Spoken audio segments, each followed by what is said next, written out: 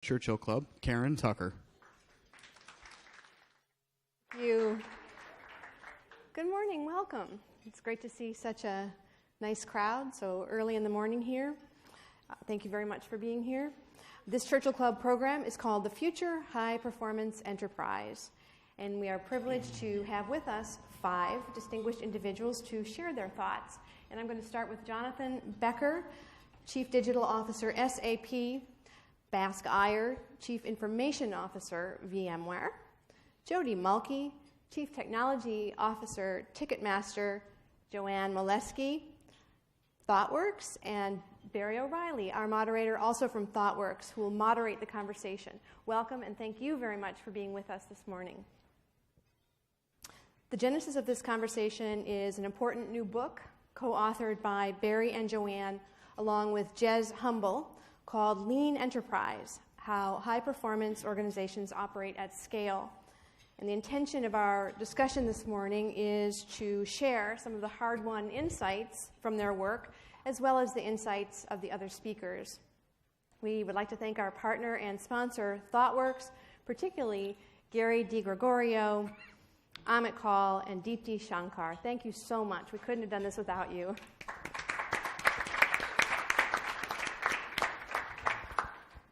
With a few words about Churchill Club for our new guests in the audience. For the past nearly 30 years now, we have been convening audiences in the interest of encouraging innovation, economic growth, and social good. We attempt to keep one foot firmly planted in the future so that as we look at today's trends, we are also looking at their implications for opportunities tomorrow. And many good things have come out of these gatherings over the last 30 years. We always respectfully ask our speakers not to pitch, but rather to think of themselves as advancing collective understanding. If you tweet this morning, please use the hashtags Churchill Club and Lean Enterprise, and you'll find other Twitter codes in your programs. And now, let's welcome our moderator, Barry O'Reilly. Barry. Thank you very much. The pace of change we're now starting to experience, not only in technology change, but customer demand, is really having a profound effect on organizations. In some instances, it's causing them to go into cardiac arrest. The average life expectancy, should I say, of organizations from the S&P 500 in the 1960s was 67 years. Today, that's 18. It's cardiac arrest. What's causing these challenges? What's causing these companies to disappear? Now, we're really lucky today to have some real thought leaders and experienced people who are running some of these organizations, who are making those decisions on a day-to-day basis. What is going to create us more performance? What is going to keep our business relevant, not today, but tomorrow and the day after? Are we being disrupted? Or will be disruptee? Now, how we're going to spend the next morning while you enjoy your beautiful breakfast that's been laid on, we'll have about 50 minutes where we'll sort of explore and topic some key themes that are really important: culture, leadership, product development, diversity, all these things that are really important aspects to creating high-performant organizations. And we'll ask the panelists to give their insight, their real depth, knowledge, experience in these areas based on what they're seeing, not only today, but the implications as we look forward. Then at the end, we'll have a chance for people to ask questions. So I'd really encourage you, if you hear something interesting as we go around, scribble it down. Keep that question. Be provocative. Challenge these people. They're here. They enjoy it. They like to spar intellectually and debate, because that's where innovation comes from. We need that tension, that healthy tension, to move us forward. So without further ado, Jonathan. Why do I go first? Well, you're standing right beside me. Okay, fair enough. SAP is obviously a fairly complex and challenging organization. But when you're trying to drive change in an organization like that, what are some of the key things you look to do? What helps move things forward? Yeah, so maybe I'll preface it by saying I spent most of my career at startups. Until I joined SAP about 7 years ago, I'd never worked at, quote-unquote, a large company. And the startup's job was to give those companies a heart attack. That was what we do. now inside of a 75,000 person, roughly 100 billion market cap. The observation I have here and of other large companies is essentially we have corporate immune systems. Kind of like your own human body immune system, corporate immune systems develop antibodies. When something foreign is injected into your body, then the antibodies come and try to contain that thing and stamp it out from spreading and changing your body. The same thing is the way corporations are built to survive. They don't want new because new is disruptive. And so if you try to introduce something suddenly into a corporate system, the antibodies come out. They're not coming out necessarily, I mean, the effect they have is to swallow the innovation and slow it from spreading, but they're trying to protect the company and make it successful. So the question on change is, you have two options, which is do something mass, which sort of takes over the body, and I will promise not to make too many more human metaphors for the rest of the day, and then sort of overwhelm, make so much change that the antibodies can't keep up, or I think what increasingly people are realizing is, in some sense, do it under the radar. Right. Do it in such a way that doesn't challenge status quo until it has a sense to set and grow and survive on its own. Right. So Joanne, you're head of information security for ThoughtWorks. They're typically... She probably doesn't like the antibody idea. So. one of the departments that are typically, if you forgive me, associated with that type of antibody behavior. What are the kind of things that you do to mitigate that? Well, from my own personal perspective, I think the worst thing that we do, and I come out of IT risk and compliance, is we only see how we can prevent people from doing things, and we don't think of things how we can help you do things better in a safe and secure manner. So I talk about negative space quite a bit when we talk about risk and compliance, and stop focusing on the things you see, start focusing on the things that aren't written down in the compliance regulations.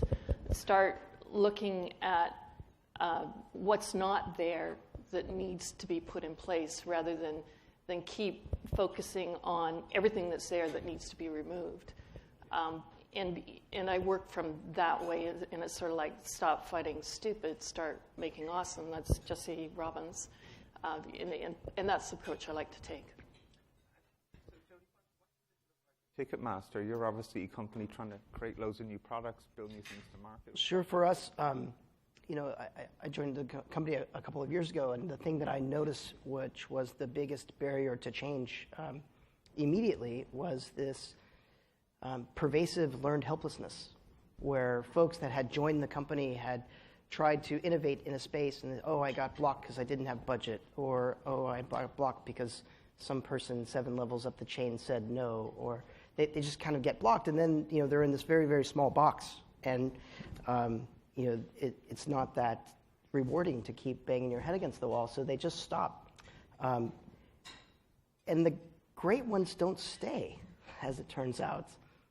They'll go and beat their head on a wall where they can actually make some progress. So I see that learned helplessness as being a huge, huge barrier. So for what we found successful is to create the space for people to innovate and to fail.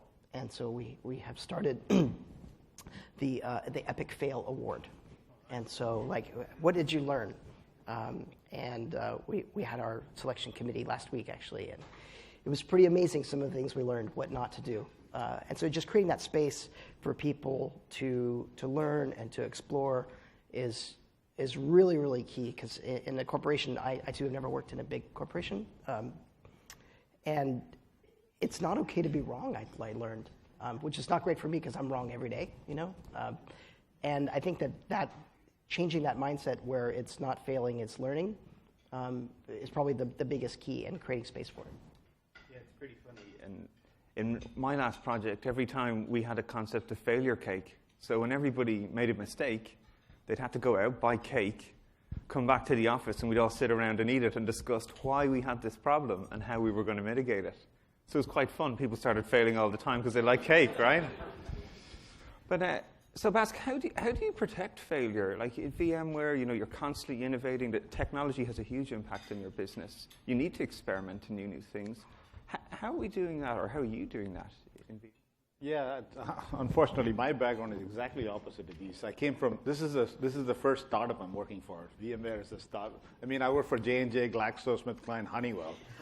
And VMware is it looks like a huge company. I think that was the tweet of the day.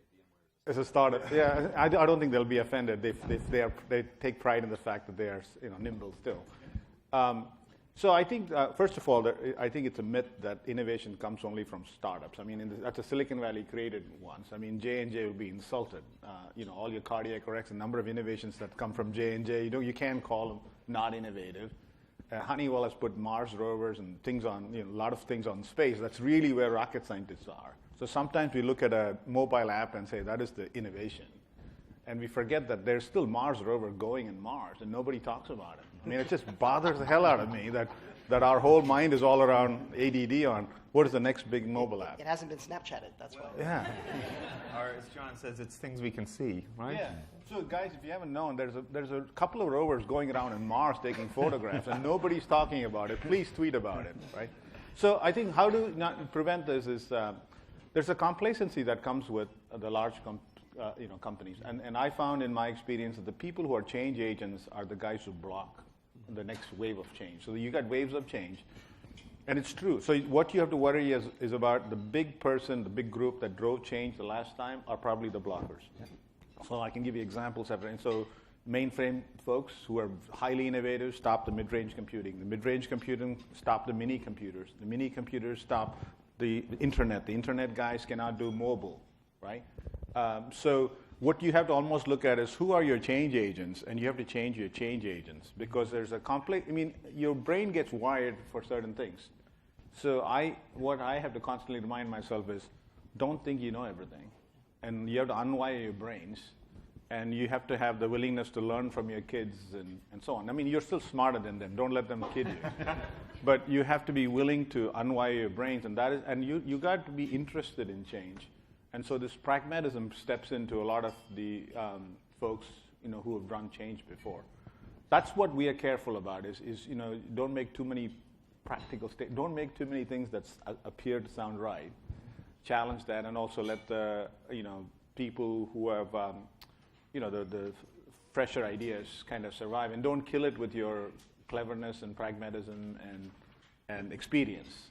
That's kind of what you are. Can I work on that real quick? Yeah. Because I think he's on a really important point that we forget sometimes living in our bubble, which is the Valley, which is, if I look at my last 6 years, I started as an entrepreneur, 75-ish person company, thought we were disrupting the world. We live that every day here in the Valley. And then I ended up in a job where I was the company that other people were disrupting. I suddenly had 1,500 people, $1 billion budget, and I realized about all the problems of scale and consistency that you have to do that you don't worry about as an entrepreneur, just get something out. And now I've pivoted back to, I guess what people like to call an intrapreneur, right? And now I'm disrupting again, only this time the mental model is I have to disrupt the job I just have. I have to disrupt ourselves. And it's actually much harder to disrupt the people you see than to disrupt the people you don't see. And I think that's part of the issue that we have at large companies on change. If you're a little bitty company, you're disrupting the evil giant over there in the corner. You don't really care. If you're inside of a company trying to instigate change, the person you're disrupting is sitting next to you and likely a colleague or maybe even a friend. And that mental change is hard. It's hard to be, quote unquote, mean to somebody you know. So this is interesting then from a leadership perspective. When you have a large group of people out there that you're trying to motivate, you're trying to provide direction, alignment. How does this work, Jody? For me, the strategy that has worked the best is really this empathy-based change. Right, and so when I first joined the company, I interviewed 75 people in 75 days. That was my goal. And I traveled to 16 different offices, and I really just took in a lot of information. I asked them all the same 5 questions, and I structured them, and the themes just jumped out. And only then would I figured out that if I could help those folks understand that I could see it the way that they see it, that I would have some ability to influence them. And then through that, it's like the first things to tackle were easily the things that had PageRank off of all of these people I interviewed. There was a lot of concentration around these core themes. And as it turns out, when you solve problems that people are frustrated about, they get excited. And then they're now your engines of change for you because you've actually maybe helped them realize some benefit that they have, it's been a rock in their shoe for 10 years. And so that aspect of it is, I think logically we can talk to people about why this is better and why that's better all day long, but until you can get the emotional kind of empathy, kind of their heart in it, it's not really going to happen. It's great, and this is a concept we talk a lot about from Toyota, the go and see, go to the Gemba. But Joanne, what do you see most executive teams doing? Are they going to the Gemba? No, they're sitting in their offices on the top floor of the headquarters and building strategy for the organization, making policies, and then telling people what their targets are for the upcoming year, and perhaps even to the point where this is how you will reach the target, whether it's by acquisitions or whether it's by increasing revenues or common decreasing costs, and then reading reports on how well the company's doing it,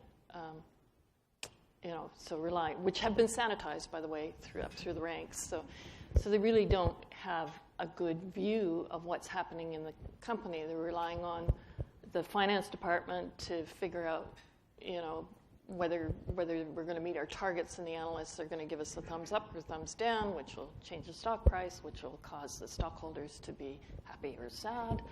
And they let those financial and that traditional way to, and I call it manage, not lead an organization, interfere with actually everybody getting better, right? And letting their people who actually know what the customers want and how things work when you create a policy that actually prevents you from delivering better service to your customers. They don't sit and listen to them at all. They don't, yeah. So for me, my experience is very similar, that is how many companies are managed. And it just creates this incredible moral hazard for the people creating policy and creating strategy. And I think a lot of it is based on ego. And I think ego is this force field that prevents you from learning, and it is amazing what you can learn when you go and talk to the people that are on the ground, like the ones that are, in a Scrum team delivering code or at a venue helping a client be successful. It is the insights you gain there. You have so much more information density than reading a report or the weekly checklist that someone sends out. I mean, it's amazing. So I think that there's a lot of wisdom in what Joanne says of getting out there and seeing it. Excuse me. What I was going to say is we have decision-making biases. Our experience. That's the way we've always done things. That's the way it's taught in management school. If I get my degree in information technology or MBA, it teaches me that's the way you're supposed to do it, and it's wrong, right? You come out of MBA or you come out of college with a business degree, and you realize, like my daughter said to me, she goes, "They never told us any of this stuff." And she goes, "And it's just all wrong," And I go, "Yeah, it is. So your job is to help change it." And I would challenge everybody in this room and ask them, what do you do to help change that in your organization? And a lot of us just go with the status quo because we know that if we upset it, we won't get our bonus, or we won't, get promoted, or, there's all sorts of things, barriers to prevent us from getting better. Great. So how do we blow this up, Jonathan? Yeah, so one of the first things I'd say is take a hard look at your KPIs. I'm an analytics guy by background, and I think the worst phrase in corporate America, maybe it's everywhere, is what gets measured get done. And every time I hear somebody say that on one of these podiums, I roll my eyes, because what that means is people just measure everything and use that as an excuse. And my own mantra is not everything that can be measured matters, and not everything that matters can be measured. And every time I see one of these dashboards with seas of green and yellows, I just blow them up. They don't mean anything. They're designed to hide information as to what's really going on and to cascade up so that only good news surfaces. I'm very much of a manage by exception. I don't care about current status. The question I ask is, what's the trend? Are you making progress? Are you trending up? Are you trending down? And how rapidly? The acceleration if you want to get into it. To be fair, if you're a boss, you can do a lot more about something that's green and trending down than you can about something that's red and trending up. Red and trending up is good. Don't focus on the red, the trend line. So kill your dashboards. Yes, I know, I sell dashboards to most of you. Sorry about that. But you've got the wrong things on your dashboard. Too many measures. It's a little bit of a contrarian. I had to give a plug for the Silicon Valley, not for the dashboards.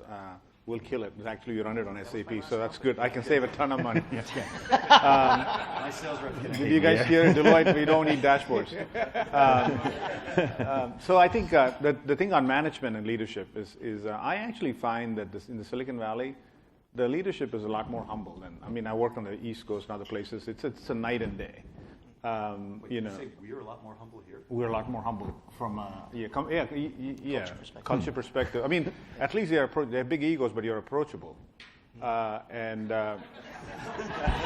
So, Poll of the audience: who finds Silicon Valley executives approachable?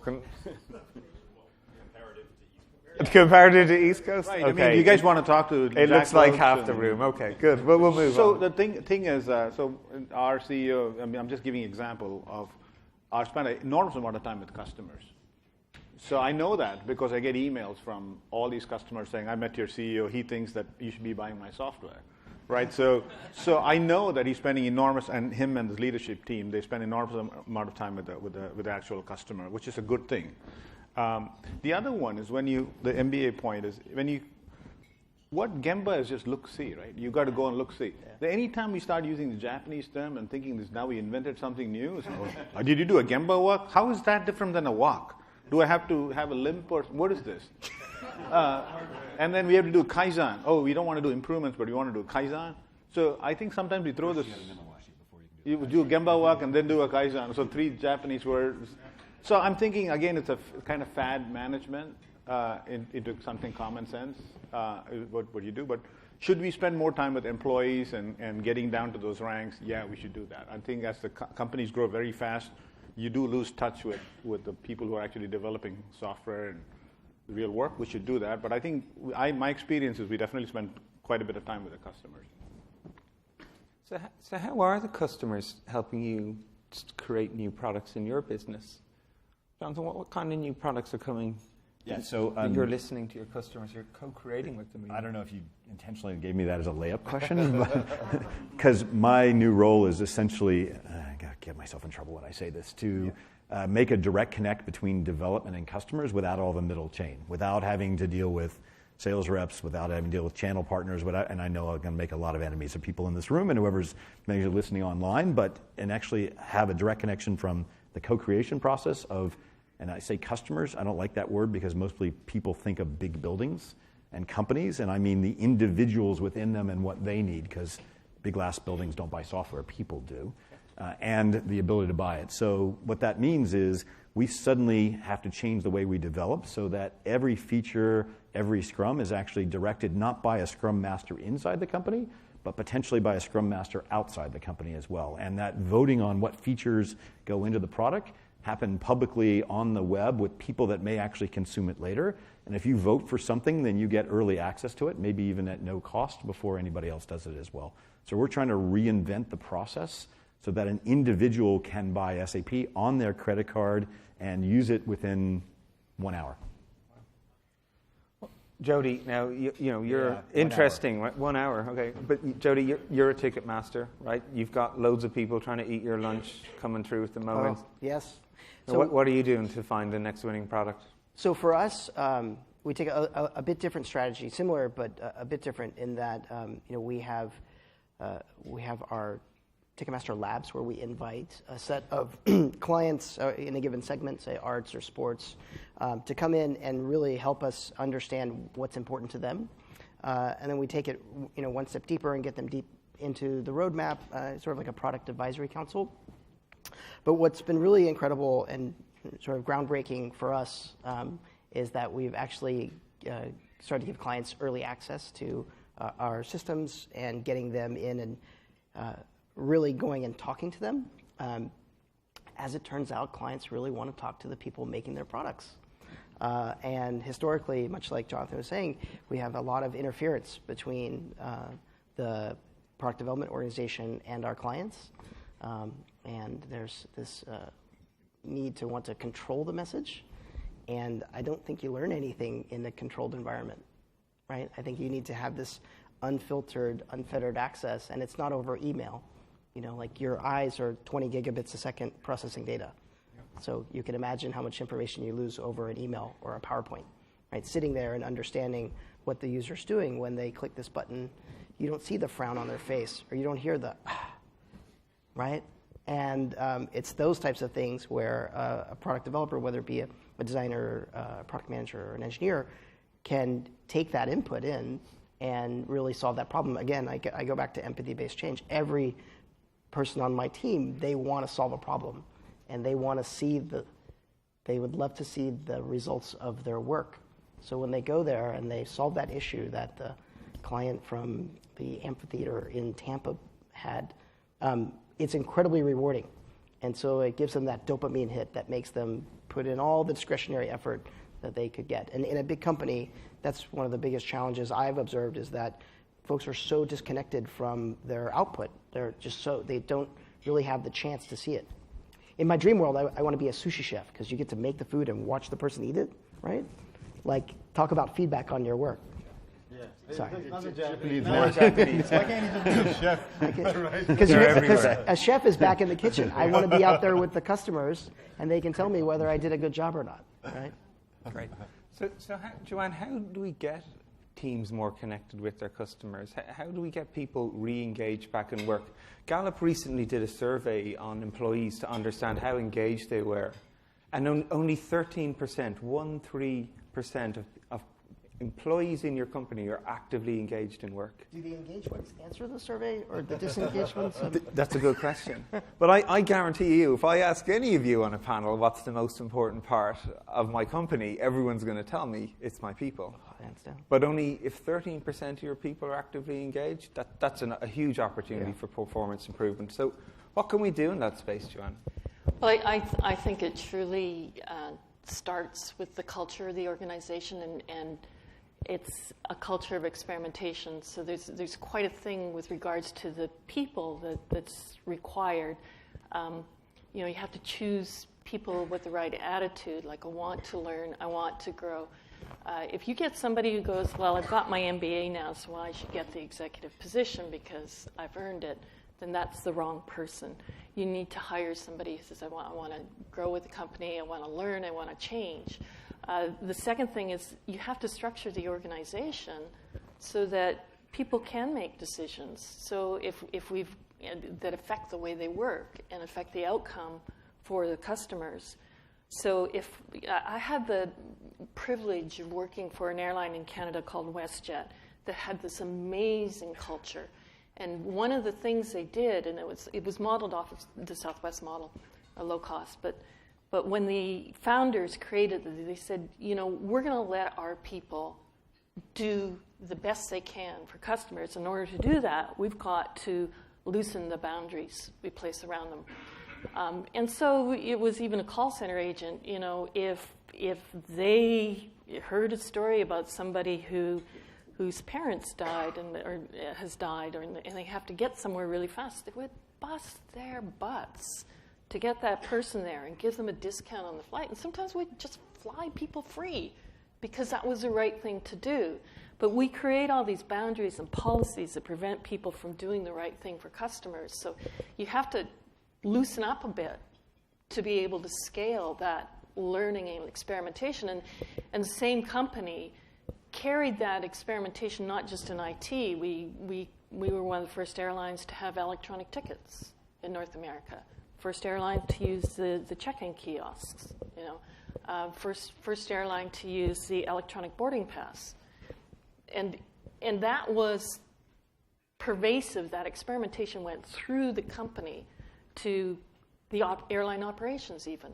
We never did things big. We'd always say, what's the smallest experiment we could do to check and see if our hypothesis is correct? So We think some of our customers want to fly overseas, but we don't have the aircraft that are, that would make it that long. We're all using 737s. So, well, if we stop in Gander for fuel, to get more fuel, we could fly to Dublin, which is what they did in the last 2 years.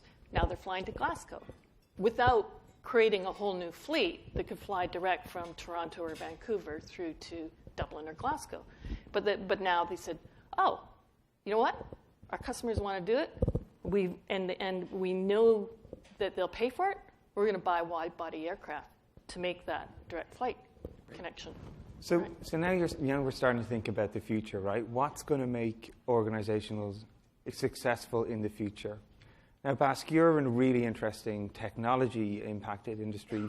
In some respects, VMware innovated to take over the hardware space. Now cloud is coming into you and challenging your space.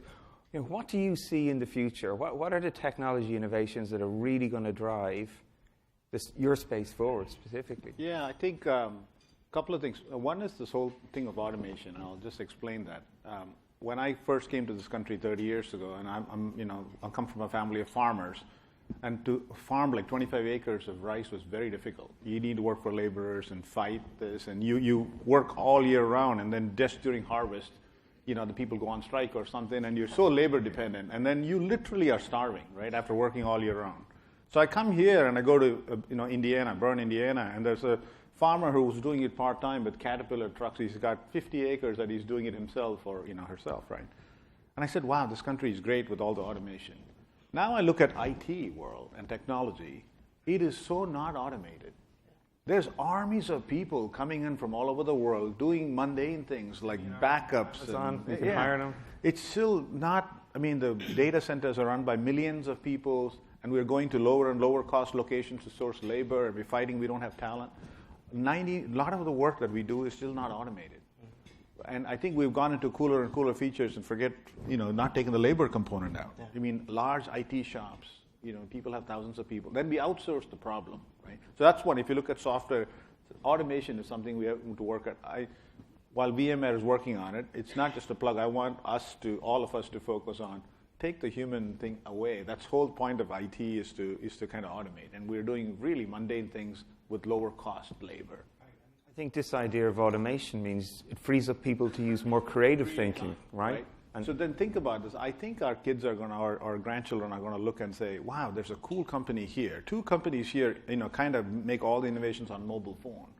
But in Mountain View, 2 companies do that in Mountain View, Cupertino. None of the phones are made here.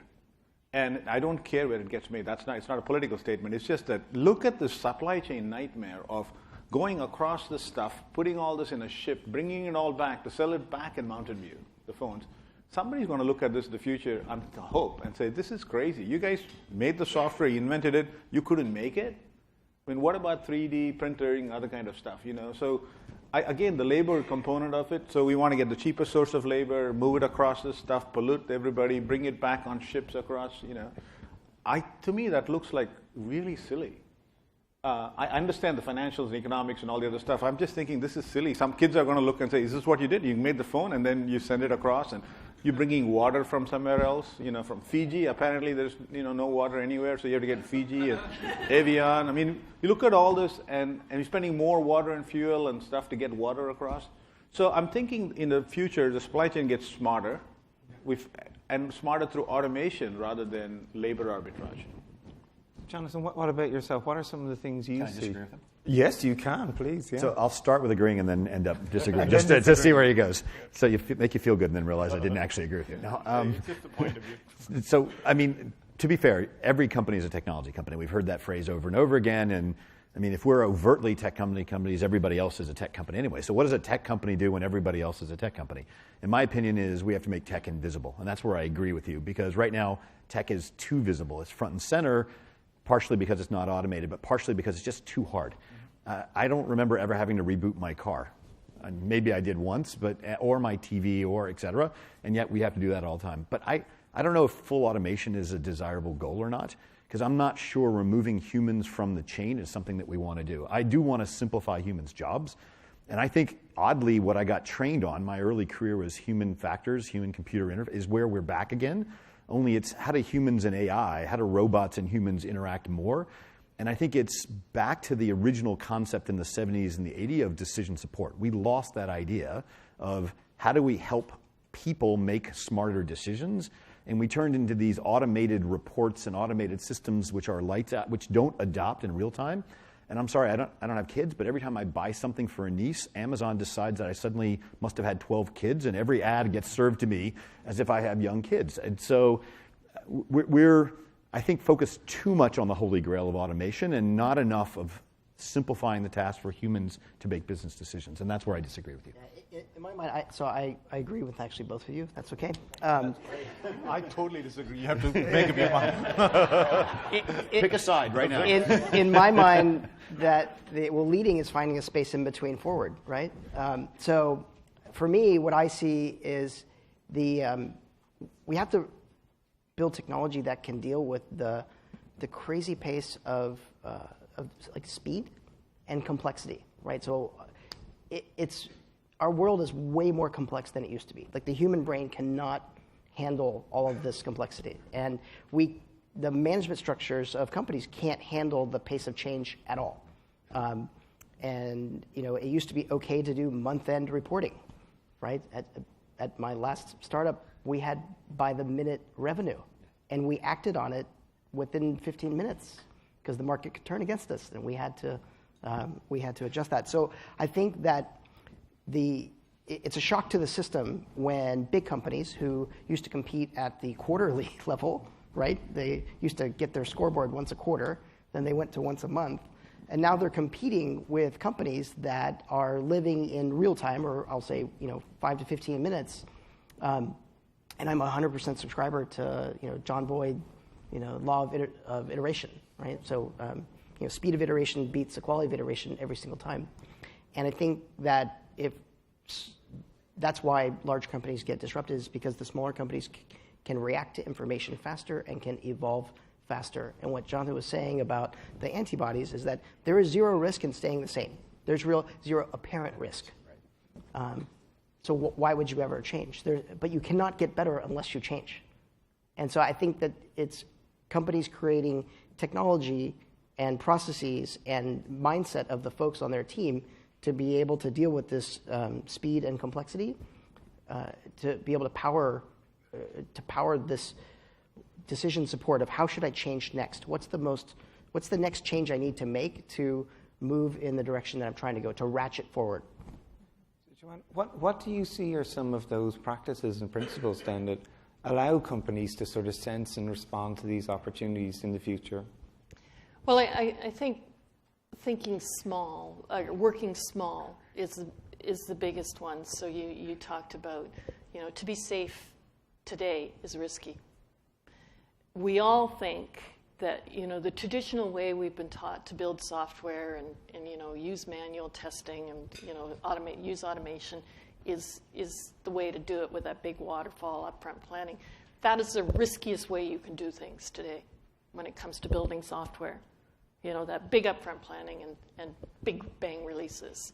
You have to break it down to smaller. Now, you still need the long-term targets, but you have to break it down to smaller chunks and experiments, and I keep falling back to that. And allowing teams the liberty to operate in a way that's works best for them.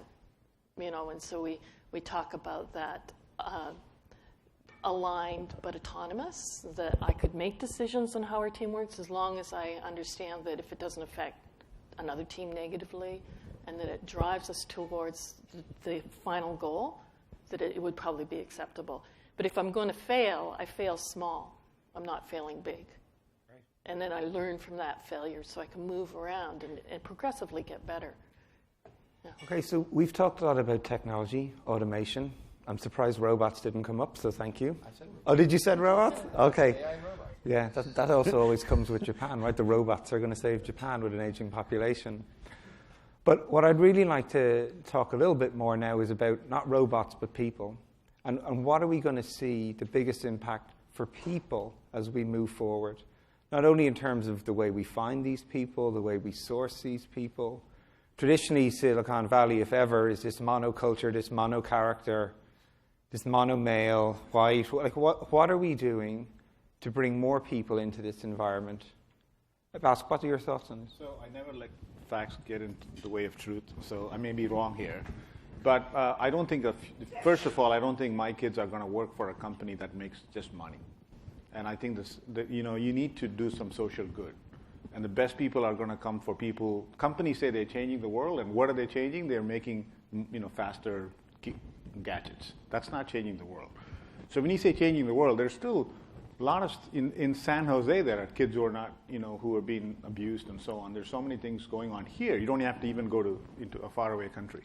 So companies have to do a lot more, and not just a few clubs and sponsor and so on. I know my kids will not work for a company that just does not do evil. You have to do more than not doing evil. You have to do good. And you have to do a lot of good. So, so that's not I don't think it's a fact, but I want you guys to write it like a fact, put some stats behind it so people actually do it, even if you have to lie to make people do the right thing. So I think that's one. The second thing that you need to do is the style of leadership has changed. I used to work for a guy called Larry Bossidy. He wrote a book called Execution, and he made Jack Welch look like a nice guy. You learn a lot from those folks. He's great on execution, leadership, my best experience, better than any MBA school can do. I would not want to, my kids won't work for him. I would not want to work for a person like this anymore. The styles change, and I'm sure he has changed by now. My kids will start crying if you work for a leader like that, right? So I think this empathy-based leadership, a more collegial, make people, get more things, like being a friend and a coach. That style has to change. There are a few leaders who are evolving, but I think there's some training needs to be done on how can you get things done, execute, but also have this thing where you can connect to people with empathy. I honestly don't know if I would want to work for a Steve Jobs. We talk of him like a hero, and he is in a lot of ways. I don't know if I would want to work for a person like that. So I think that leadership style has to completely change.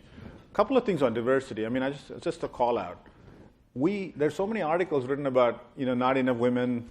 There's not enough African Americans in Silicon Valley, and we selectively are pruning old people, and nobody talks about it. Women, at least some talk have started to come about it, but the pruning of older people, it happens. There are executives from companies in the Valley who are telling me that, oh yes, we're laying off people, but you know how many people are hiring from schools? So this concept, some of it is the book promoter, some of them the innovation is all young folks, and all innovation only comes from young people, and the old people are to be discarded. That has to change. Because we are going to have a more and more aging population. That's just wrong thinking. And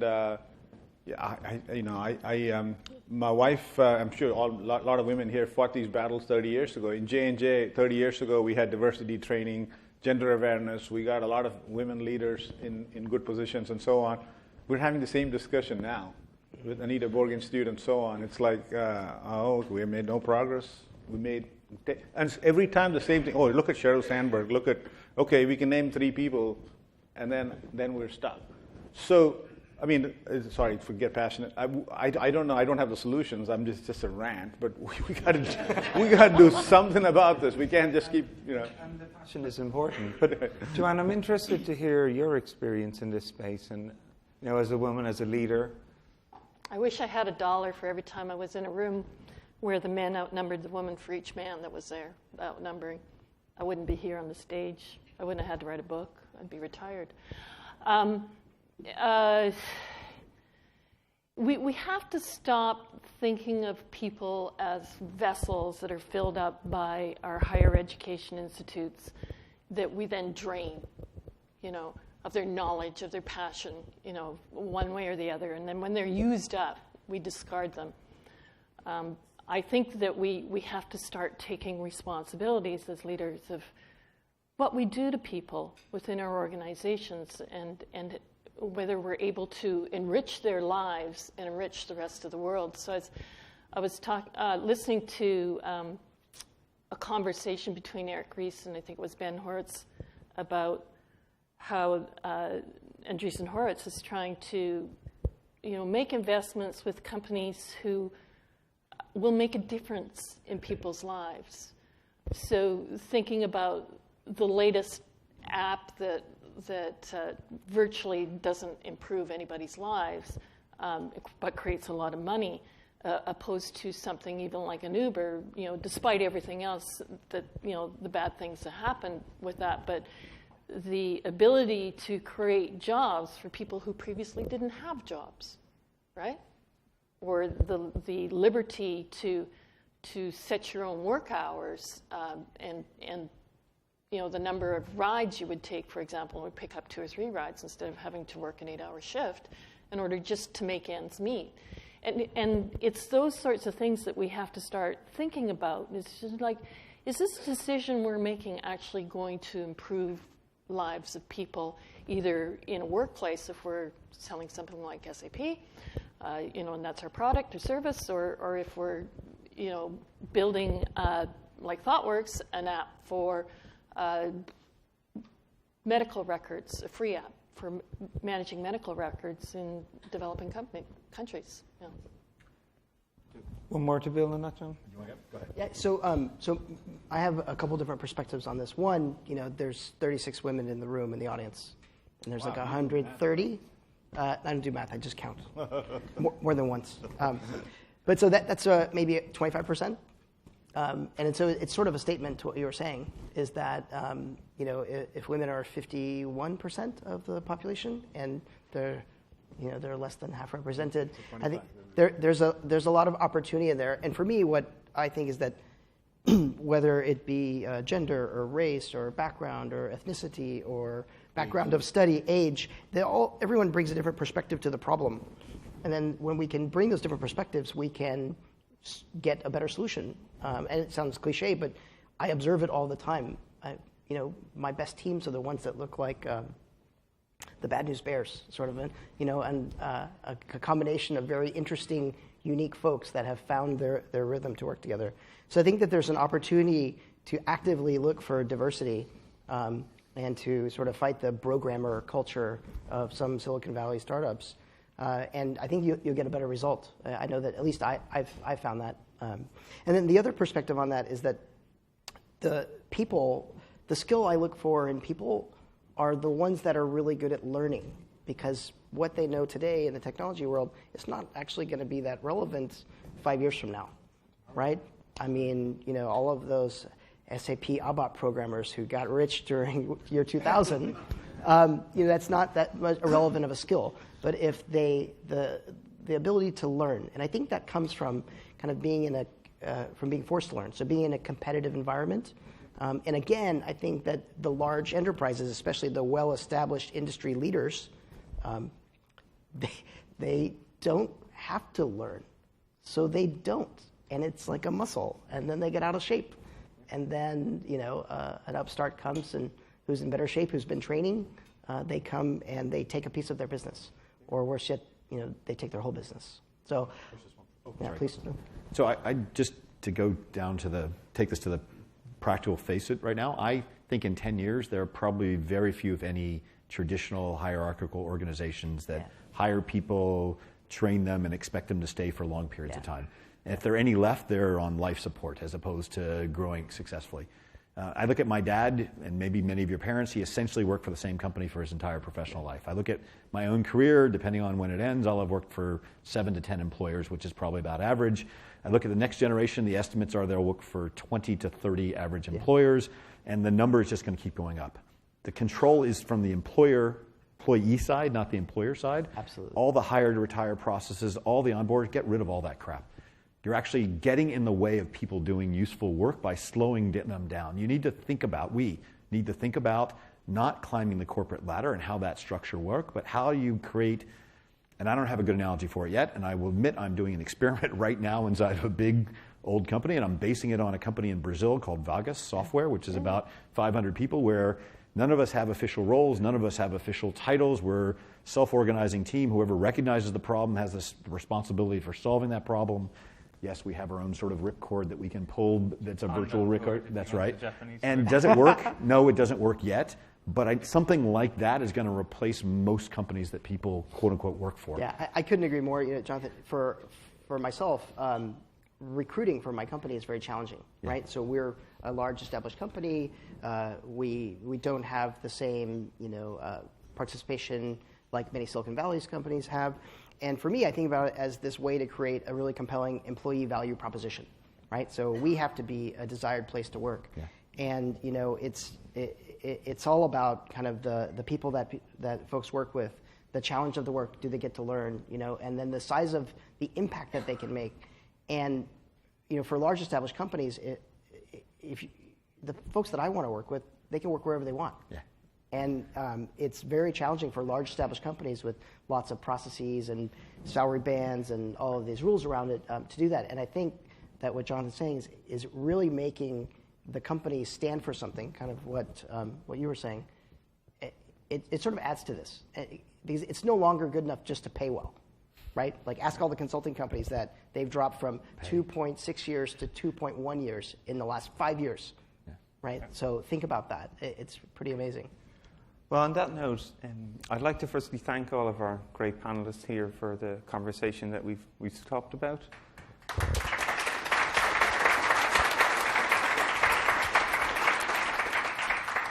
We've looked at challenges today, cultural, leadership, product development, the things that everyone is experiencing today that are going to drive their future success.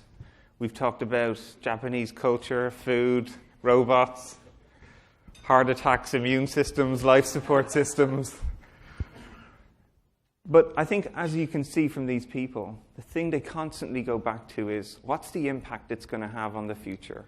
What's the mission that people are working towards? Because that's the unifying force for people. That's what's going to draw them into their company. They want to be part of their mission. They want to change the world. And it's not necessarily about making dollars. So on that note, I'd like to invite people from the audience to go back to your notepad, those questions that you had, the contradictions that you wanted to put to these people. And I'll invite questions from the audience. Okay, do we just over here, please? Thanks. If you just introduce yourself and then the question, please. Hello, good morning. My name is Andres Davidovitz with Loyal 3 in San Francisco.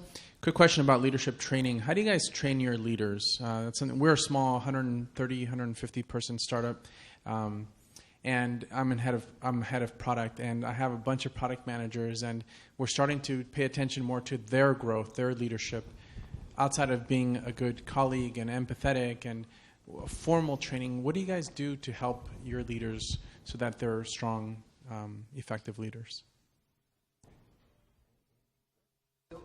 At Ticketmaster, in the last 3 years, the history of the company, we've been around 39 years, and we just started having really official leadership training maybe 4 years ago. We had version 1.0 of it.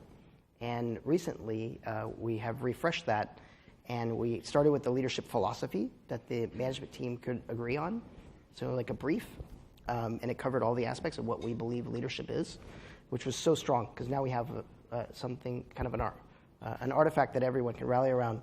And we're in the process of putting, I think, 600 people, 600 managers across the company through this 3-day leadership training where it's about, first day is about the self, second day is about individuals, and third day is about teams. And it's a big investment for us, but we've had 3 classes go through, maybe 75 people, and they come out energized, and everyone has the same sort of expectations around what leadership is. And it's been pretty incredible so far. Okay, and next question? Yeah. There's loads of hands, great, but I think trying to get microphones. Good morning. Cesar Orozco, I work for NetApp. You've mentioned change quite a bit today, leadership and people. How do you guys, I guess we can all agree that managing a team or leading a team when revenue is growing, your company's market share is growing is easier than when things are tough. 2-part question for you guys. How do you yourselves get ready for change? And number 2, how do you lead your teams in difficult times to keep them engaged and motivated? Thank you. I have worked on difficult times with difficult companies before, Honeywell being one of them. I think the best leadership, actually you work hardest when the times are difficult. The best leadership is when you're not making money, because growth hides a lot of inefficiencies. And I found a lot of companies here were flying high. Everybody writes books about them on leadership. It's always great to write books about, they have coffee, that's why they are, growing at 30%. And so making correlations like that. The real good leadership, in my experience, has been in downturns. So I think first is the leaders themselves should believe they should, everybody's trying to jump ship. The leaders should know that there are times when you have to ride the wave, and the leaders needs to be engaged. That's the problem most companies have in a downturn, is the leaders themselves want to jump ship, and the people just sense it. So that's the first thing, because you have to kind of lead from the front and show that there is a promised land somewhere, and you have to be in the front and lead them through the desert for a long time before. You can't just say, here's the promised land, you go, I'm going to go join Juniper or somebody else, right? So I think it's true test of leadership is that the leaders have to stay in the front. They have to paint that vision and work through that. And I think the people have to know that there are always ups and downs in the company, and this is a great learning opportunity, and they shouldn't miss it. So people should want to go through tough times. Not for a long time, but for a period of. I think what my best learnings. So I'm not a big. We got a lot of training. God knows I needed a lot of help on leadership. But the best training is working for different CEOs, different companies, different coasts. I worked on different places in the U.S., in the world. I lived in China. Worked in India. I don't know how I can train my kids in 15 minutes on, this is the things to learn. So this is where that Gemba, go do different jobs, go through experience. Be in a tough company. Don't just come back and say you work for 8 growth companies that grew from whatever. That tells me you're just a cog in the wheel. So how you sell the story to folks is probably more important. Nice. That's nice. So can I just add 1 second there? Yeah. I think the best experience is my worst experience. I was CEO of a publicly traded company in February 2000, and you can imagine we went from 800 employees to 100 employees in the span of 3 days. And that, we're all victim of our circumstances, and that experience lives with me to today, because I was a little too young to be the CEO of a publicly traded company, like half the Valley was at that point. And so a significant part of my leadership's team is designed to, if we were trying to disrupt ourselves, what would we do? How would we build the next company, the next product, the next environment to put us out of business? And that paranoia is the thing that I use to help stimulate change. Because if we can find we're more likely to find our own weakness than a third party. Find your own weakness and then swarm to go fix it. Okay, next question. Hi. Thanks, you guys, for talking very insightful stuff. My name's Jin Shino-yang. I work at The Gap. I have a question for Jonathan. You mentioned something around can't be done if it can't be measured. I'm playing around with some business experimentation within my group, and I'm wondering, how do you transition from something that can't be measured to can't be done to something more ambiguous about trends or not? You talked a little bit about that. If you can to be clear, I said don't follow the mantra that says it can't be done unless it can be measured. So this is a long conversation, and one of the things I'm most passionate about, but the simplest answer is measure outcomes, not activities. Most measurement is how much water is flowing through the pipe, or how thick the pipe is, or how many T's in the pipe is, not did the grass get greener or not. And at the end of the day, all the bluster about how many people showed up at your website and how big your event was and what's the size of the pipeline, none of that matters. Only measure the outcome that you're trying to achieve. And that outcome-oriented is a very tough mentality to have. Great. Next question. A few in the back here. Thank you. This is a question for Jonathan, a practical question. My name is Peter Meyer. I write about creating new markets, and this is for the next book. So, your dashboard. Yes. What's on it today? What'll be on it in 30 months? So I can't actually technically answer that. I will tell you that the measure that is the one measure that I'm worrying right now is percentage of customers that go productive in less than an hour. It'll probably be revenue.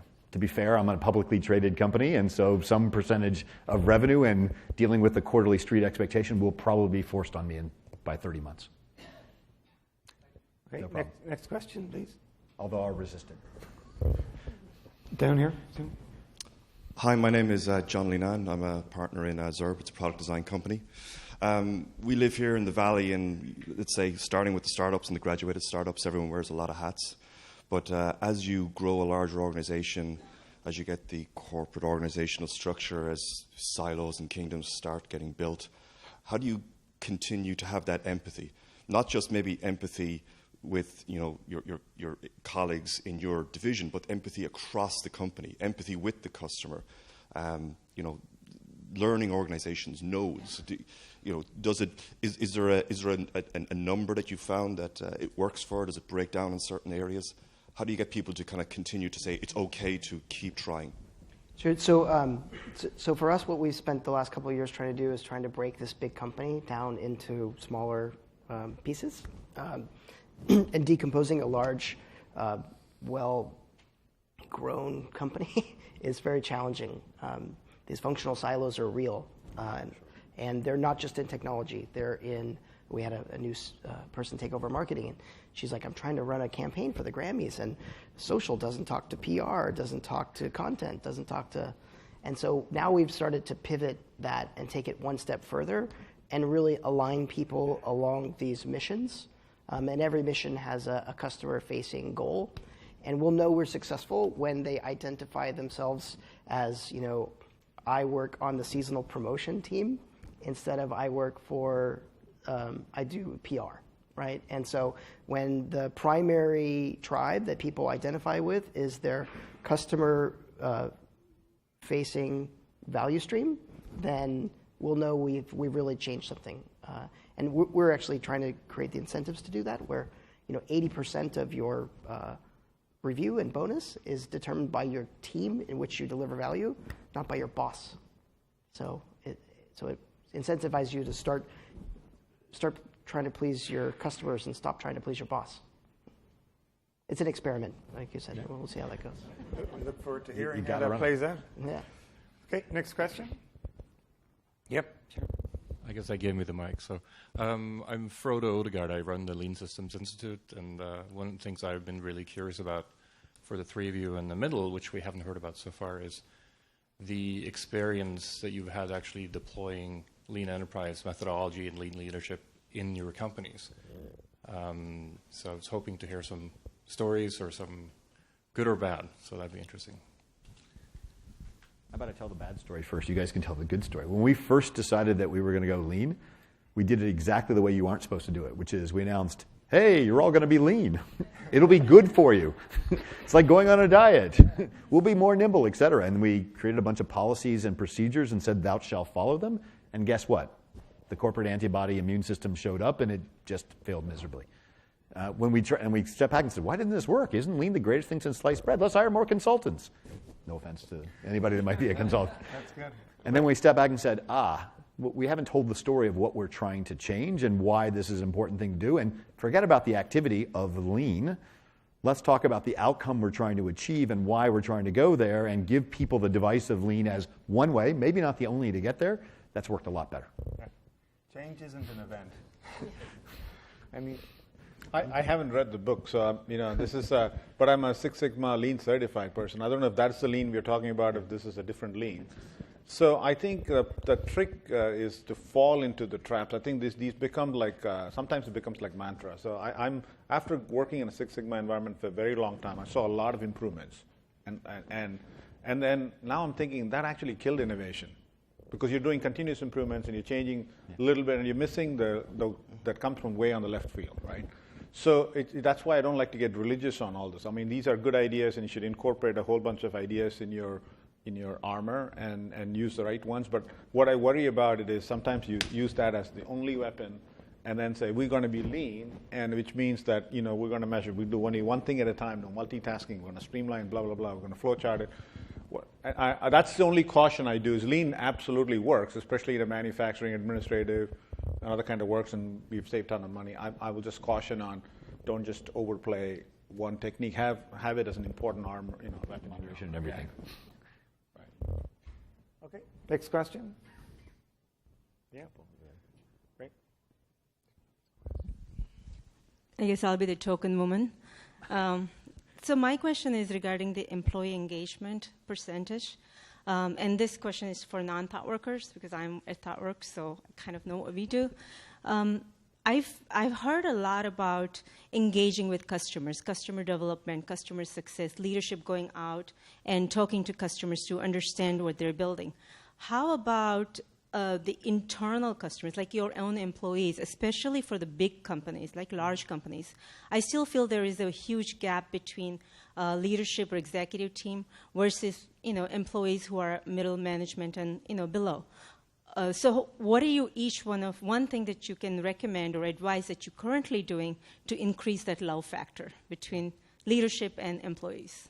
So I can take that. I think for us, we have a program we started called the Breathing Customer Oxygen, where our folks go out and they experience what our customers experience, and we've even done that internally. So like with the call center, the folks that provide call center technology, they go and they experience what it's like to be on the phone with a passionate fan who might not have gotten the ticket that they want. You learn all kinds of new words, so. That's how we approach it, is just kind of making that transparent and helping those folks that are on the front lines feel appreciated. And just the act of setting that up, much less not counting the experience of it, it creates this connection that we've found has been really helpful for us.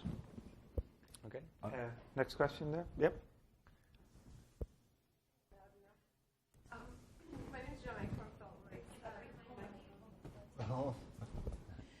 Hi, my name is Joanne from ThoughtWorks. You mentioned, that you need to create room to make failures and, learn from the failures.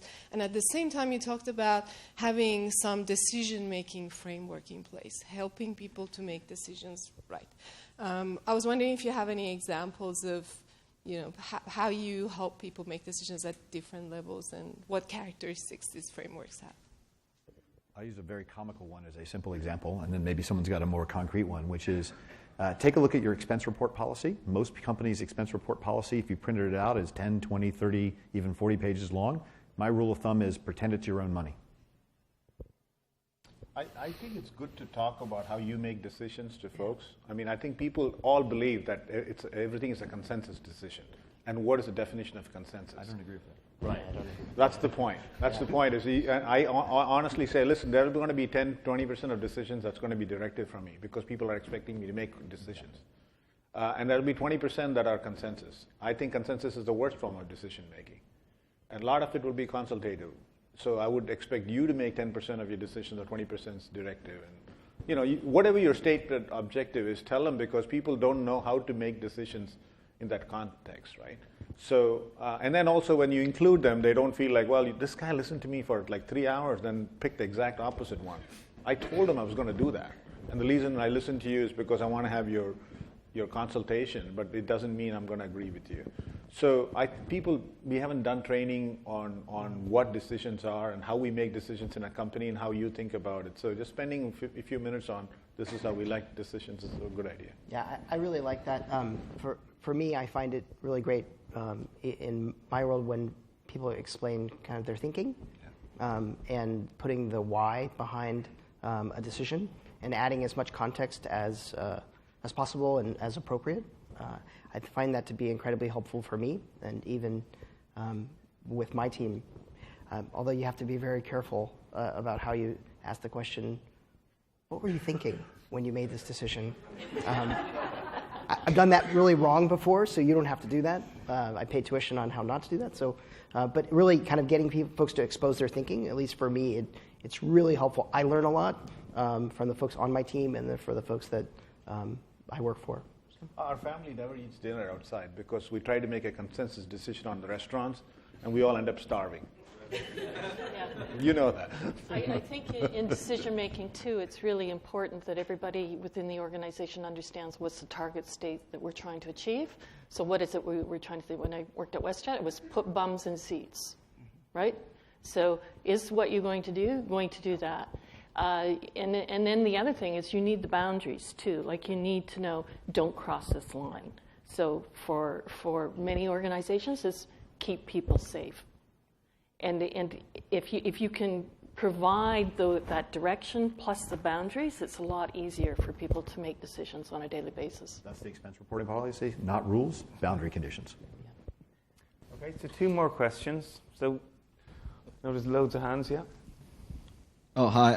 My name is Nick Musset. I actually finished. I'm a college student I actually just finished my first year at Emory University, and I started a firm with my brother. He just finished his junior year at Harvard, and it's called the Millennial Partners, and that's because for us, our age group, we are millennials, and so I guess the name kind of speaks for itself, having partners be an age group of millennials, and we essentially are a group of college students, and we created this firm essentially to act as kind of like instead of creating companies and having, like you said, having people that have streamlined positions and structures, saying like having a person doing IT, having someone do supply chain, we have partners that essentially work as one collective brain, and that is the way that that we instead of having somebody assigning tasks, everyone thinks collectively, and so we essentially just come up with different ideas of creating new companies. And one of the things that we've thought about was how a lot of startups in Silicon Valley are really fragmented. How everyone's doing big data, everyone's doing cloud and stuff like that. And instead of how if that's the future, if everyone's starting their own cloud company, their own big data company, their own IT company. So how we can put it together, or? Yeah. So how if instead of us coming up with another cloud, another tech app like that, what if we what is? I guess my question is, what is the future going towards? And towards I guess in the sense of consolidation of I guess what's the future of? Is it going to be 1,000 different, fragmented companies, startup companies, or is it going to be, one or just a few, I guess, powerhouse companies that control? I guess what is the future to? Okay, that's fair. Yeah, I think we've got to. One thing I can predict in 10 years, what's going to happen? You're going to be very successful. In 10 years, you're going to have to change the name of your company, right? Because you won't be a millennial, and you're just excluding old folks out. That's right. and don't think the only cool people are people who get out of school who are, So good luck, but 10 years, you're going to change your name. That's one prediction for sure. By the way, a branding consultant would have charged you millions of dollars to come up with that. It's free. That's all right. I've sent him the invoice. Don't worry. No, so to be serious, I mean, it's refreshing that you do that. That's the fresh thought, though. So think about this in the Valley, and the quick answer is, a lot of the trends that you hear about in the Valley are not really trends. These are people who come and talk to me, consultants talk to me, and I'm in the middle of something, and I had to give them something cool. So I tell them, I think this is this.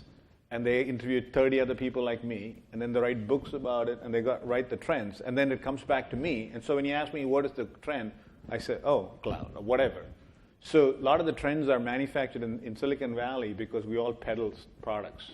And that's how venture capitalists invest. And so it's just like a self-fulfilling prophecy. So you have the luxury to really think about, how can I make the future better? How can I make the life of somebody better, and not get associated with a trend just because you feel like you need to get associated with a trend? So I would recommend you, this is your dream time, dream of how to make the world a better place, and then come up with something. And then once you don't make money and you don't succeed, you can always come and make a cloud company or a big data.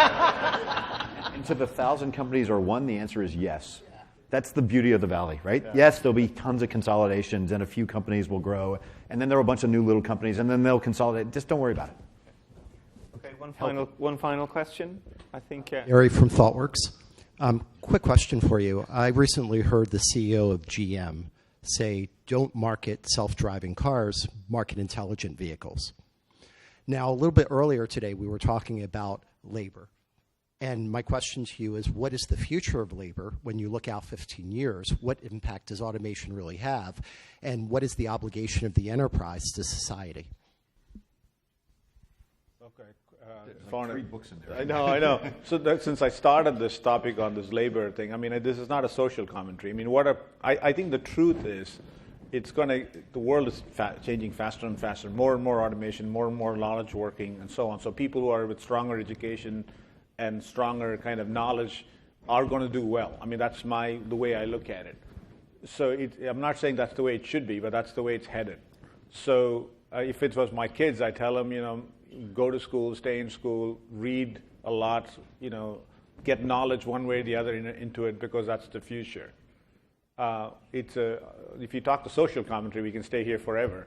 But if I have to give an advice to somebody, is that's where it's headed. Everybody's, we need more and more. As you automate more and more, you need to move up the value chain, and that's what is happening. I'll just be controversial and say corporations are a reflection society. In the same way we need cultural value norms in families, we need cultural value norms in corporations as well, and there's no real essential difference.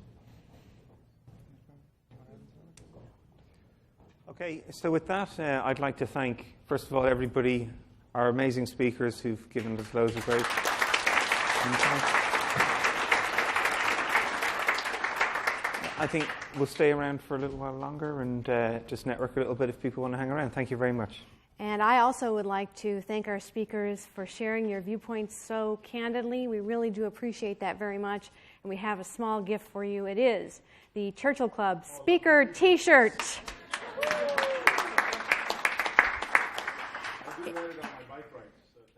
Good. Now, if you haven't done so already, please drop your contact information at the registration desk, and ThoughtWorks will send you a digital copy of the new book, Lean Enterprise. Thanks once again to ThoughtWorks.